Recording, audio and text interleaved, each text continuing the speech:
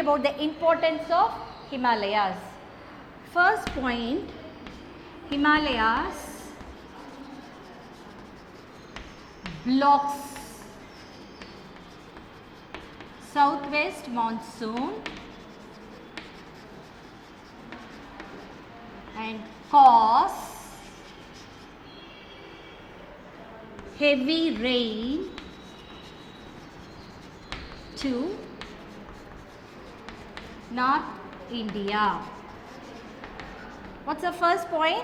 Himalayas blocks the southwest monsoon and it gives heavy rains to the northern part of India. And second point, it is natural barrier to subcontinent. It's a natural barrier. It's a barrier. Barrier na enamma thaduppu. It's a natural barrier to subcontinent, and it is a source of perennial rivers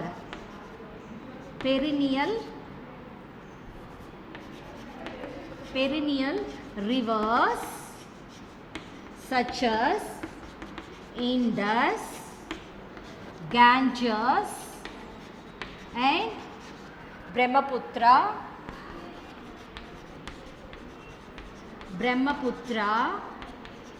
etc. That it is a source. From Himalayas the rivers flows. What are the rivers flows? Indus, Ganges and Brahmaputra, and these rivers are perennial in characters. What is perennials? The rivers always flows.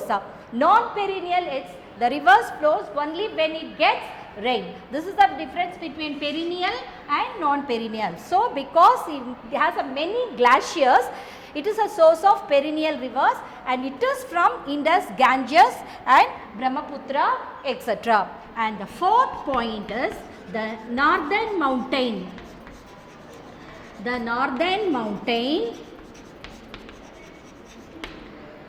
is described. It is described as paradise. Sorgalogam. What is this?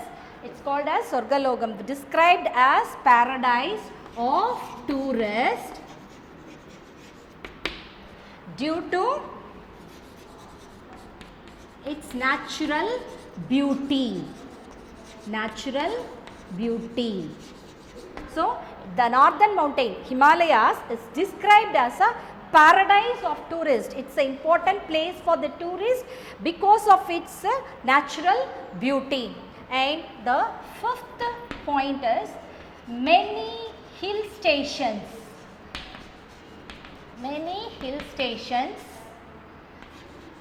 and pilgrimage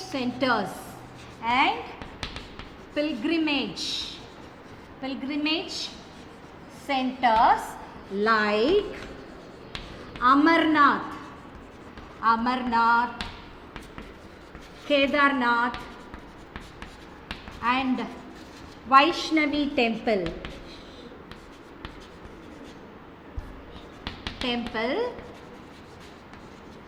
situated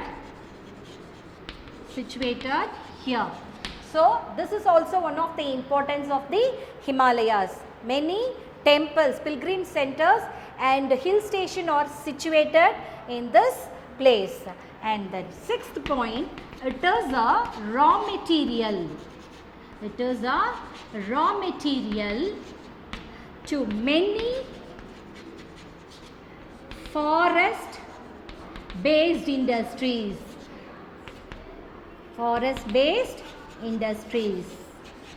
It provides raw materials to many forest based industries.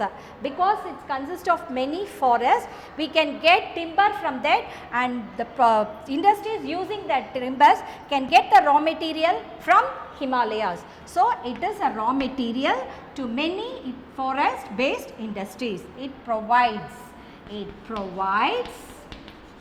raw materials to many forest based industries. And the seventh point is it prevents cold winds from Central Asia and protects India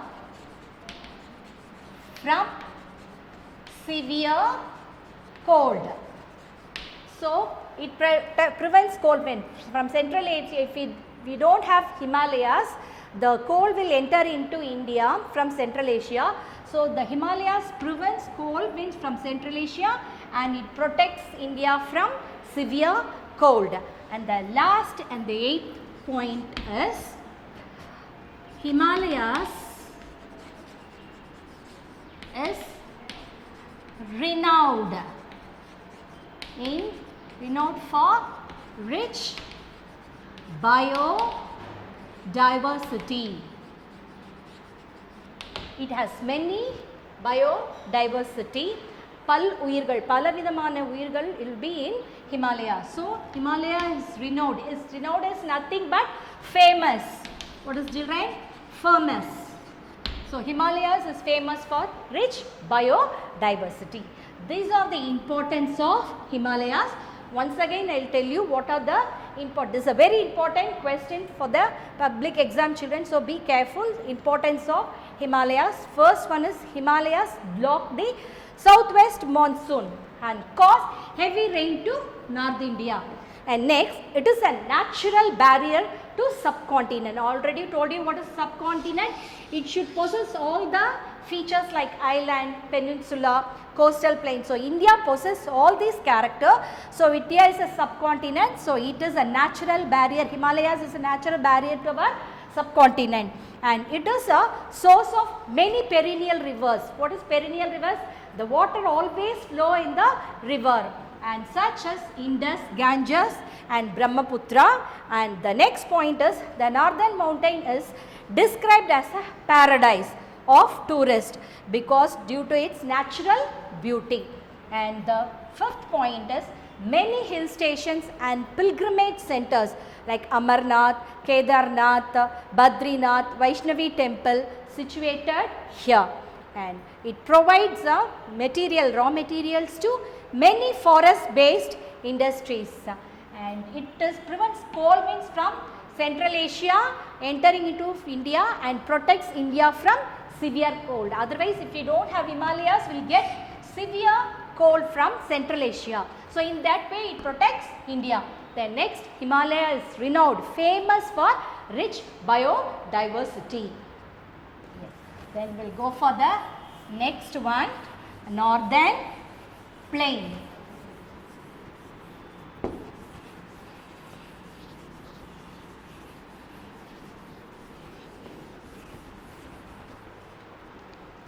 See, the next physical division of India is northern plain.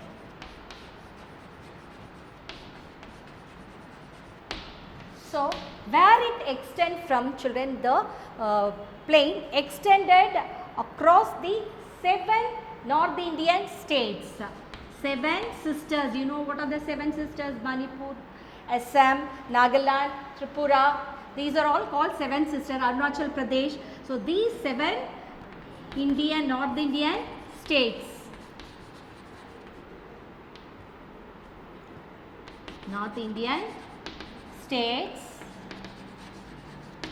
These forms the northern plain, the great northern plain. And this northern plain, where it is children, actually this area. These are the 3 ranges of the Himalayas, greater, lesser and Shivalik. And this area, this area is called the northern plain. Okay, this plain is to the south of northern mountain. This is northern mountain to to south of this. This is north and this is south. So, northern mountain is the northern plain, children, and it is the one of the most alluvium deposit in the world, because the alluvium deposited by the rivers Ganges, alluvium deposited by the rivers Ganga, Indus and Brahmaputra.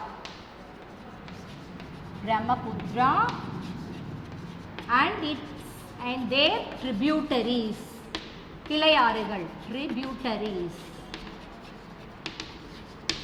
Because this place is so fertile and its one is considered one of the alluvial deposit in the world, because of these deposit brought by these rivers Ganga, Indus and Brahmaputra and their tributaries. And its height is about 2400 kilometers. Its height is about from the sea level, above sea level.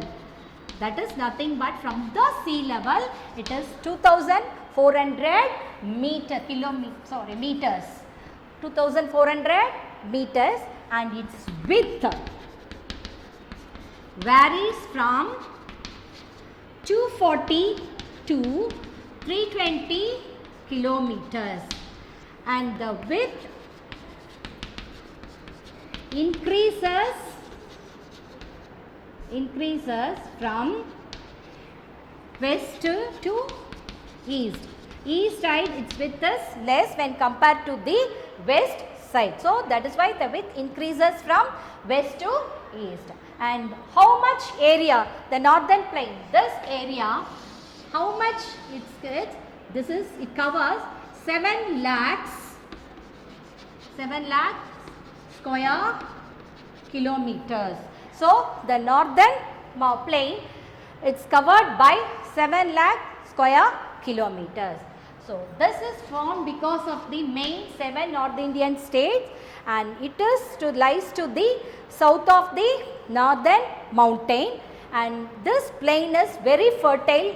It consists of the alluvium deposit, most alluvium deposit in the world, and because of the deposits brought by these river, that is why it is more fertile, and it is about 2400 meter from the sea level. Above sea level is nothing but, children, from the sea level, and idoda width varies from 240 to 320. It may varies because from west width is large, and when you go to the eastern side it reduces. So, it varies, and the width increases from west to east, and it covers an area of 7 lakh square kilometers.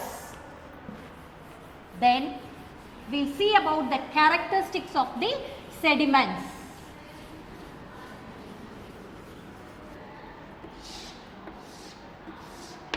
We see the features of this.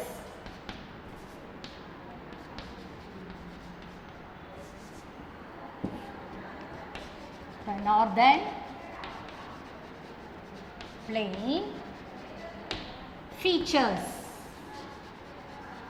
We will see the features of the sediments in this plain are as follows. What are the features it contains? First, it contains the Barber plain. Next is about the Terai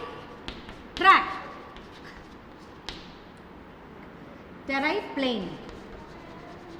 Then third one is the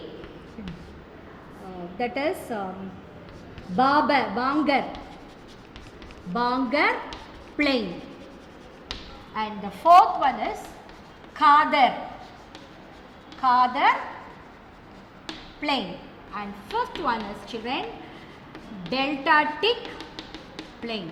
These are the features of these are the stages of this northern plains. So, we have the extension from to this, and certain areas it is Babar, then Terai, and this Bangar, Khadar and Deltatic. So this is the divisions of this plain. First one is the Babar plain. We are going to see about this Babar plain. The first point in this Babar plain is, this plain is made up of gravels,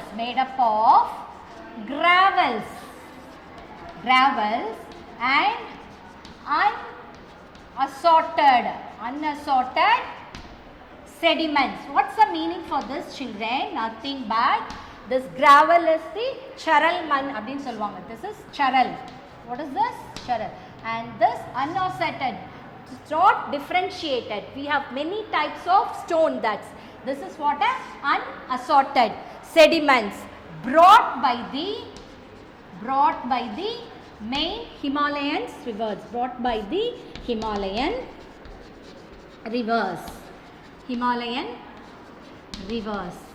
It is brought by the Himalayan rivers. In this way, this part of the Babar plain is formed. It's how it will be. Its character is, it is contain gravels, unassorted sediments brought by the Himalayan rivers, and its porosity is so high. Its porosity means other one, soil will be very loosened. So small streams flow in this region, disappear. It's not very thick, so the small stream, because of the porosity, it will disappear from this place, and it lies to the south of, this plain lies to the south of Shivalik. This is greater, this is lesser, and this is Shivalik. So next to the south of Shivalik.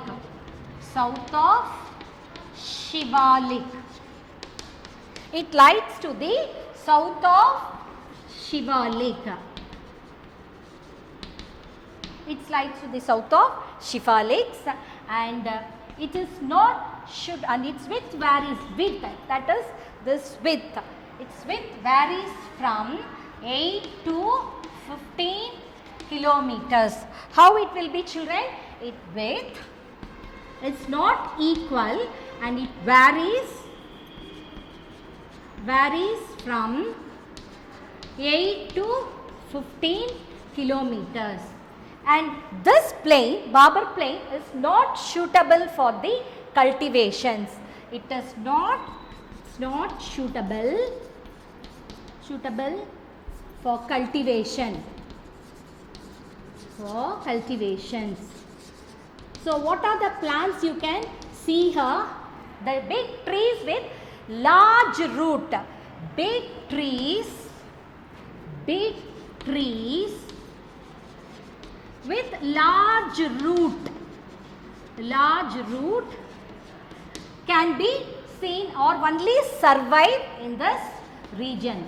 This is the characteristics of this region. This is the characteristic of the Babar plain.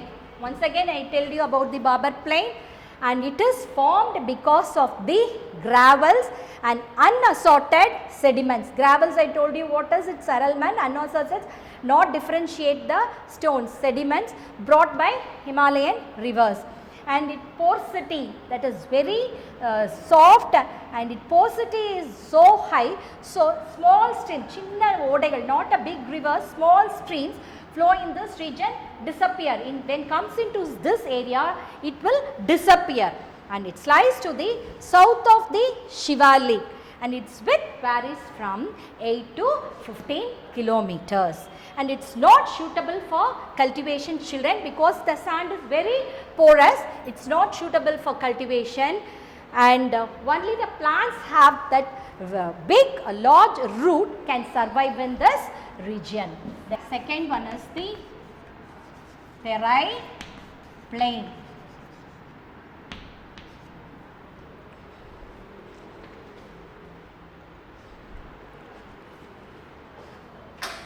See about the Terai plain. It is the zone of how it is dampness and thick forest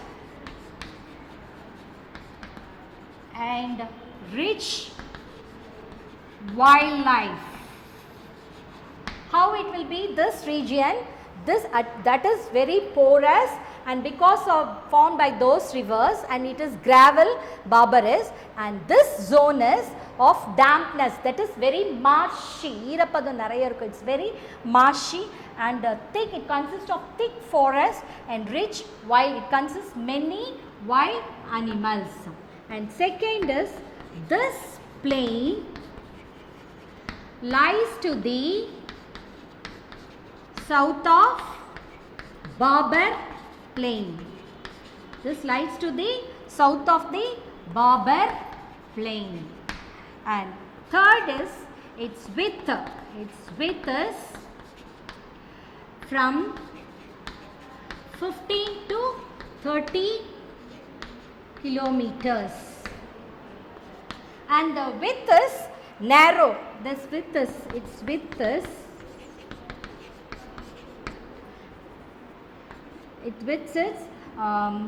it's more in eastern parts of Greater Plain, especially in Brahmaputra Valley, due to heavy rainfall. This place is very marshy, and in many states this plain disappear or cleared for the cultivations. This plain is Terai plain. Cleared for cultivation in many states, because it is very thick. It contains very thick forest. This is about the Terai plain. First one is Barbar, next is Terai. It's a dampness, thick forest and rich wildlife. This lies to the south of the Barbar plain, and its width is from 15 to 30 kilometers, and it's more in eastern parts and Greater Plain due to the heavy rainfall, especially in the Brahmaputra Valley.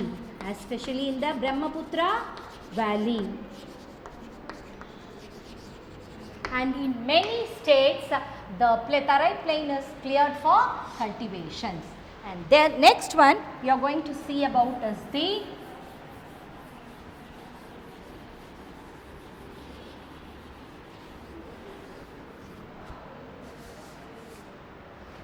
Barbar plain. Third one is the Bangar plain. This plain is formed. Bangar plain is formed. How it is formed, children? Formed by old alluvium brought by the rivers before the previous flood. So Bangar is formed by old alluvium.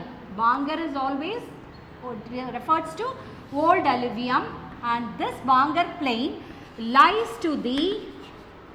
above the flood limit of the rivers. It's always above the flood limit of the rivers. And how it will be? Its characteristics are, it is dark in color, consist rich humus, then it is suitable for cultivation,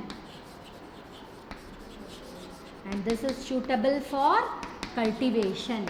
This is about the Bangar plain. First is Barbar, next is Tarai, third one is Bangar. Bangar is formed because of the old alluvium, then it lies above the flood limits of the river and it consists of humus, dark in color and it's suitable for cultivation. Then next we will see about the Khadar plain.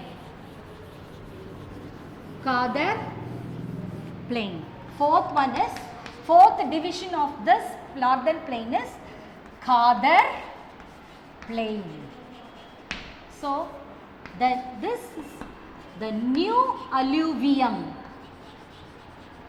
along the course of river. This is a new alluvium brought by the flood along the course of river and it is also called Pet plain and it also the Khadar plain. This is formed because of the new alluvium and it is along the course of rivers. You can see it is brought by the new flood and also called Pet plain and it consists of it consists mainly old mud, new mud and marshy. How it is? It is marshy. It called Pet plain and it consists old mud, new mud and marshy. And in this plain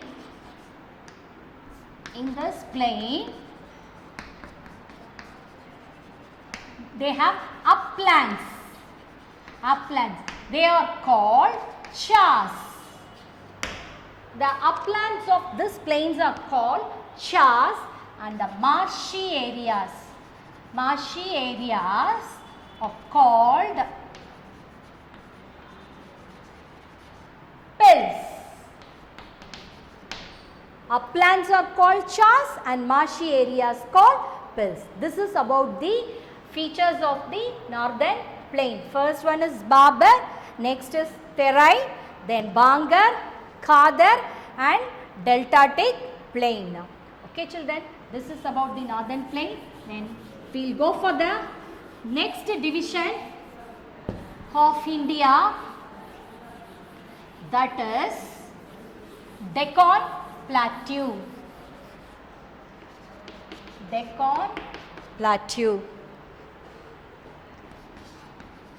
This is also very often asking question. So,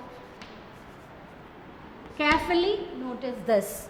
Deccan Plateau. It is the largest plateau in India. So, what is this children? This is the most largest plateau in India and it is triangular in shape. How it will be? It will be triangular in shape.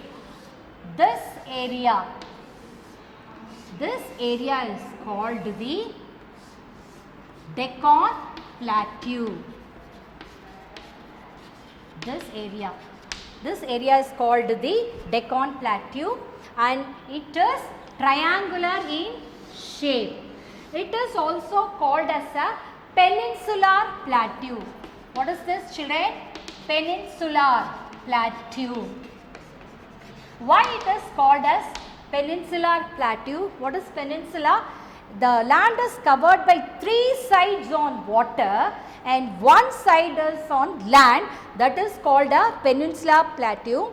And our Deccan Plateau is like that. We have Arabian Sea and Bay of Bengal, Indian Ocean, and the northern side we have a northern mountain. So, because of this peninsular shape, it is called as a peninsular plateau and it is also a Deccan Plateau. And that is why it is triangular in shape and it borders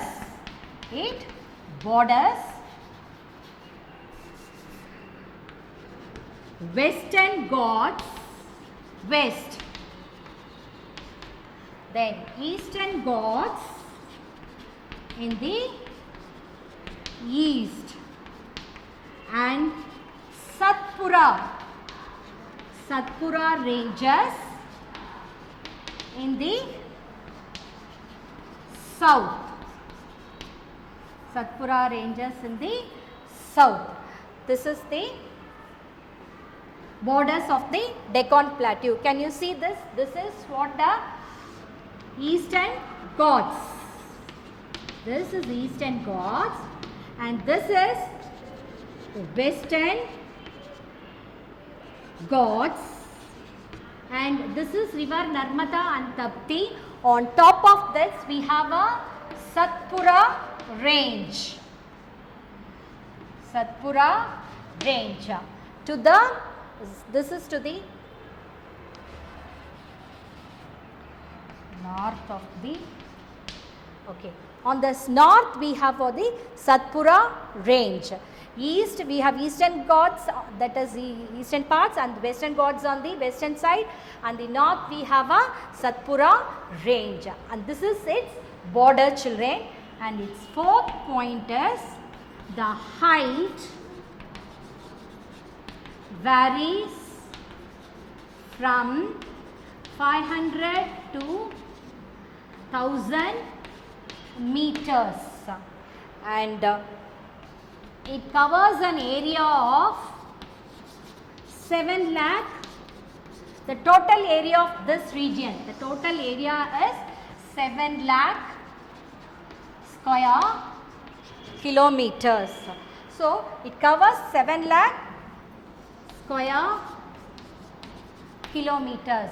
And the last point is it slopes from west to east. West to east. You can see this. It slopes from west to east. This is the characteristics of the importance of Deccan Plateau. It's the largest plateau in India, and it's triangular in shape. Borders Western Ghats in the western side, Eastern Ghats in the eastern side, and Satpura ranges in the north. And the height varies from some places. It may be the with this height is 500 and 2000 meters, and it covers 7 lakh square kilometers, and it slopes always from west to east. This is about the Deccan Plateau.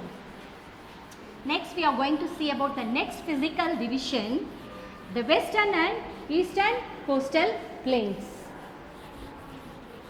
Western and eastern coastal plains. Western and eastern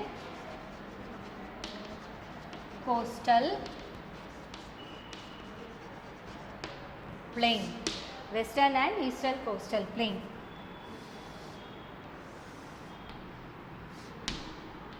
This is Arabian Sea, and this is Bay of Bengal, and this is Indian Ocean. So, where this western and eastern coastal plain lies, this is western and this is eastern coastal plain. So, the western coastal plain, first, that this is western side, lies to the Western Ghats and the Arabian Sea. So, this is a Western Ghats. Western Ghats. So, it lies between this Western Ghats and the Arabian Sea. The middle part is the Western Coastal Plain. Western Coastal Plain. So, it lies between the Western Ghats lies. These are all very, very important questions, children. So, note down correctly. Lies to the Western Ghats and Arabian Sea, and this lies to the eastern Ghats. This is Eastern Ghats, and this is this area is the Eastern Coastal Plain. Coastal Plain. And this is Bay of Bengal. So between the Bay of Bengal and this Western Coastal Western Ghats lies the Eastern Ghats, lies the Eastern Coastal Plain. So it lies in the Eastern Ghats and Bay of Bengal. What is its another characteristics? And where it stretches from? It stretches from this place, Gujarat, Run of Kutch. Run of Kutch. From there, still Kanyakumari. Kanyakumari. Up to this, it extends. So, it extends from where? Run of Kutch. Run of Kutch to Kanyakumari, and this runs from here, it's West Bengal to near Tamil Nadu. So where it extends from, children? It extends from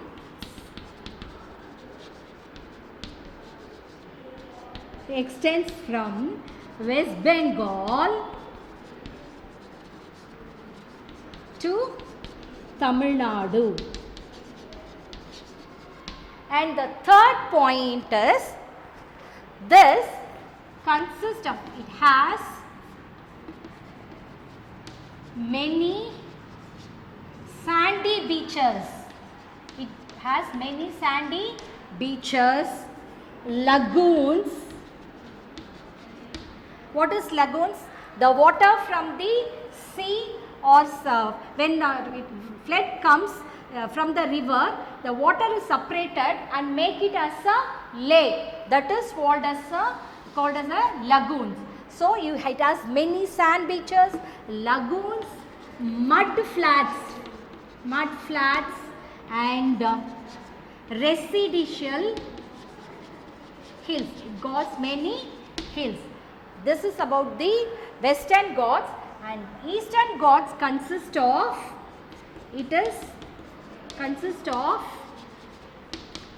fertile alluvium. It consists of mainly deposits of the alluvium, and it is regular shoreline beaches. This is its third point, and the fourth point is, the northern part, it has divided into two parts. This from this northern part and from this southern part. So the northern part of the Western Ghats, northern part called Konkan coast, and the southern part is called the Malabar coast. This part is Konkan. And this is Malabar. And the same way, Eastern Ghats, the northern side is called as the northern circuit, and the southern part is called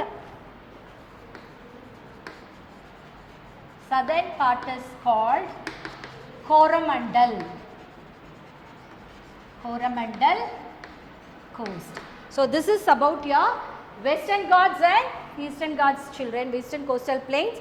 That's its lies between the Western and Arabian Sea, and here it's from the Bay of Bengal to the Eastern Ghats. That area is called the Western Coastal Plain and Eastern Coastal Plain, and it extends from runoff from Gujarat to Kanyakumari, and it is from West Bengal to Tamil Nadu, and it consists of many beaches, lagoons, mud flats and residential hills, and it consists of regular shoreline beaches, and it is again divided into two parts, northern and southern, and here also northern and southern. The northern part of the eastern western coastal plain is Konkan, southern is Malabar, and the eastern part is northern part for northern Sargar, and the southern part is called the Coromandel coast. Then see about the Andaman and Nicobar Islands and Lakshadweep Islands.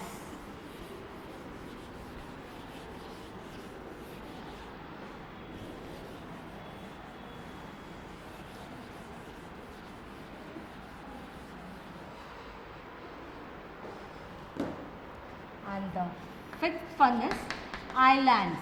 Last division of the India is the islands. In this we have two islands. One is the Andaman Islands, and here it's Lakshadweep Islands. Where it is, children? This Andaman and Nicobar Islands are in the Bay of Bengal, and this Lakshadweep is in this Arabian Sea. So it is, first point is, it is located in the Andaman Islands. It's located in the Bay of Bengal, and Lakshadweep is in the, it is located in Arabian Sea. And this Andaman Nicobar Islands consist of small and big islands of 572, and it consists only, Lakshadweep, it consists only 27 islands, and its capital is Port Blair, and its capital is Kavaratti, and it consists of total area of 8249 square kilometer, and this consists of only 132 square kilometers. And how this Andaman and Nicobar Islands are formed? Because of the islands are of tectonic and volcanic origin. Because it is formed because of the tectonic activity and because of the volcanic eruption, these islands are formed, and the Lakshadweep Islands are formed because of the coral origin. It is formed because of the coral origin. Once again, I will repeat this, children. This island is located in the Bay of Bengal, and Lakshadweep is in the Arabian Sea, and it consists of 572 group of islands, big and small, and it's only 27, and its capital is Port Blair, and its capital is Kavaratti, and the square kilometers area when you take Andaman Nicobar is 8,249 square kilometer, and the Lakshadweep is only 132 square kilometers. And these islands are formed because of the tectonic and volcanic origin, and the Lakshadweep is because of the coral origin. I think you have understood the topic today. I will give you the assignment today, children. Today's assignment is on a political political map of India. Mark 28 states and 8 union territories, and also learn the importance of Himalayas. Importance of Himalayas. Thank you, children.